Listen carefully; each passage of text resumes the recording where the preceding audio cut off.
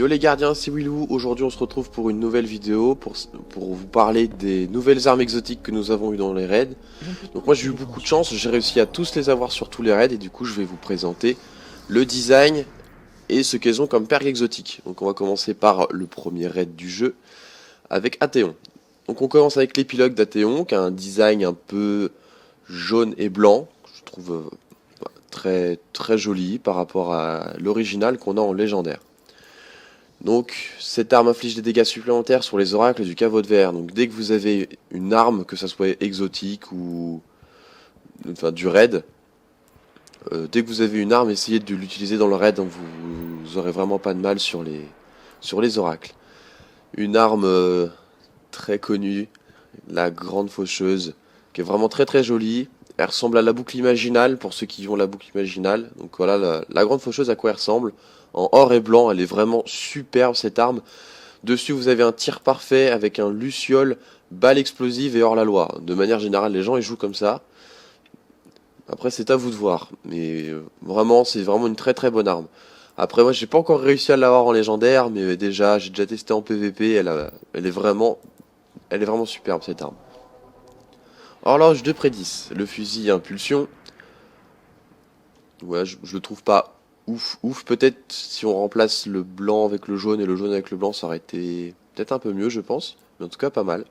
Donc, ouais, donc toutes les armes de chaque raid, même que ce soit légendaire ou exotique, elles ont toutes une perque en coïncidence avec le raid. Donc, vous avez chasseur de tête dessus, vous avez un équilibre idéal, et dessus, vous avez aussi une cartouche secrète. Là, si l'un des tirs de rafale rate sa cible, vous tirez une quatrième fois. Donc c'est pratique sur les oracles parce que du coup vous tirez 4 balles au lieu de 3.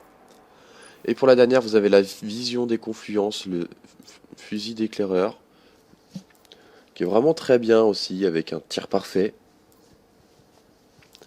Vous avez aussi dessus une rafale illimitée, très pratique. Vous avez un équilibre idéal. Après, vous avez une reconnaissance, voilà, augmente les capacités de munitions. Et vous avez plénitude, quand vous infligez des dégâts, sa stabilité augmente. Vraiment très pratique. Et du coup, j'ai aussi la chance d'avoir eu la Vex. Donc elle est très jolie. Donc je la trouve un petit peu mieux pendant la période de patch de l'année 2. Je la trouve un peu mieux, donc je sais pas s'il y a vraiment eu quelque chose. Mais en tout cas, ça ne reste vraiment pas ce qu'elle était vraiment à l'année 1, où c'était vraiment une arme de dingue.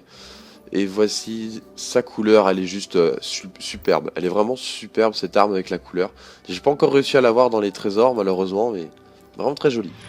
Donc ensuite on passe au deuxième raid, il s'agit de Cropta. Donc on passe avec la rébellion de l'Abysse, qui est en solaire. Donc cette arme inflige des dégâts supplémentaires aux ennemis de la ruche, vous avez tir rapide, point rouge.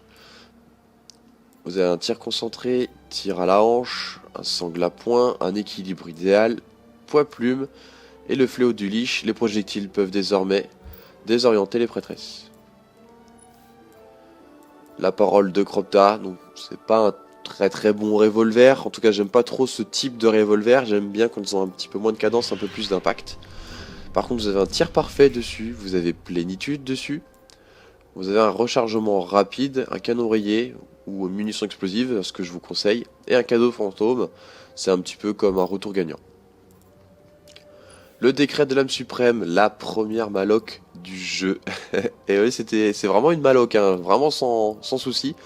Et cette maloc, elle a des assez bons viseurs, vous avez une rafale illimitée, vous avez instantané, reconnaissance ou manche ajustée, donc je vous conseille manche ajustée pour sa stabilité parce qu'elle n'est pas vraiment stable. Et bon, par contre elle est vraiment utile si vous avez l'habitude de jouer à la maloc, elle est vraiment utile dans le raid de Cropta avec tous ces chevaliers qui mettent les boucliers, c'est vraiment pratique. Et l'écro d'Iryut, l'éclaireur du raid, vraiment très joli, le nouveau design je le trouve vraiment très joli en noir et noir violacé j'ai l'impression, qui est vraiment très joli. Donc des bons viseurs, salve enthousiaste, équilibre idéal, munitions anti-armure, reconnaissance, troisième œil, donc le radar reste activé quand vous visez. Ensuite, on passe au raid de Oryx. Donc le mode Barbie, je suis pas très fan, mais voilà, on n'en sait pas plus. Donc ce sont des freins de bouche. Il n'y a pas de viseur, le viseur est vraiment banal sur tous les autres. Donc cocon, cadre à broche, hein, je vous conseille, contrôle de foule. Donc les armes du raid d'Oryx font plus de dégâts sur les corrompus. Alors, vous voyez, cette arme inflige des dégâts sur les corrompus. Donc contrôle de dérive, balistique ajusté, amortisseur d'angle. Vous avez cocon, donc il faut prendre le temps, ranger là, attendez 3-4 secondes et ces munitions reviennent toutes seules. Source de vie, effectuer 3 frags rapides avec cette arme, fait récupérer des points de vie. C'est assez pratique aussi. Vous avez le châtiment de Mérin, donc ça c'est un petit peu mon arme quand je fais le raid de Oryx. J'aime bien en général j'aime bien l'impulsion et sur le raid je la trouve vraiment pratique.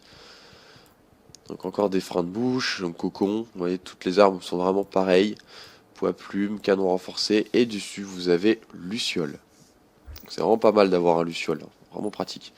Et fin de Shelchi, alors je sais pas pourquoi, mais c'est la seule arme que j'adore, grâce à ce petit liseré rose que vous voyez là vers le haut de l'arme. Pourquoi est-ce que c'est la seule arme qui a ça, je sais pas, mais c'est vraiment quelque chose que j'aurais vraiment préféré voir sur toutes les autres armes. Donc pareil, des freins de bouche, cocon, rechargement manuel, poids plume ou petit calibre. Et vous avez rafale illimitée. Donc pratique pour un fusil d'éclaireur d'avoir rafale illimitée. Ensuite, on passe au dernier raid. Le raid 2 Axis, on commence par l'automatique avec la chaîne de la Genèse. Ouais, vraiment très très joli. Quand on sait qu'avant elle était en noir, vraiment tout noir, avec un petit peu de rouge. Donc cette arme inflige des dégâts au déchu et vous avez une agilité améliorée. Tir concentré, un petit peu comme le règne de Suros, rechargement rapide, munitions gros calibre, canon rayé, et Luciole concentré, les frags de précision font exploser les cibles. Ensuite vous avez fièvre et remède, contrôle de dérive, balistique ajusté, amortisseur d'angle, un rechargement réactif, un canon rayé, chargement rapide, canon renforcé. Donc je sais pas si vous avez remarqué, mais la cadence elle est un peu plus faible et l'impact est un peu plus fort, donc le type est un petit peu changé par rapport au légendaire. Malédiction du tourbillon, comme toutes les autres, frein de bouche pareil, rafale illimitée, c'est vraiment un très très bonne impulsion à tester pour ceux qui ne le connaissent pas. Munitions de gros calibre, crosse aménagée, signe des 4, pareil que une autre impulsion, celui d'Athéon. Et vous avez le dogme du chaos, pareil en frein de bouche. Donc dogme du chaos il est pratique parce qu'il a retour gagnant et il a un doublé gagnant. Et le principe en fait c'est que quand le retour gagnant est activé, vous gagnez encore une balle supplémentaire. Donc au lieu d'en avoir une, vous en avez deux. Donc, il suffit juste de mettre plus de munitions et en gros vous rechargez pas le temps du DPS du boss. En gros, c'est un peu ça. Donc voilà pour les armes exotiques avec leur design. J'espère que cette vidéo vous aura plu. Et on se retrouve pour d'autres vidéos. Allez, ciao gardien.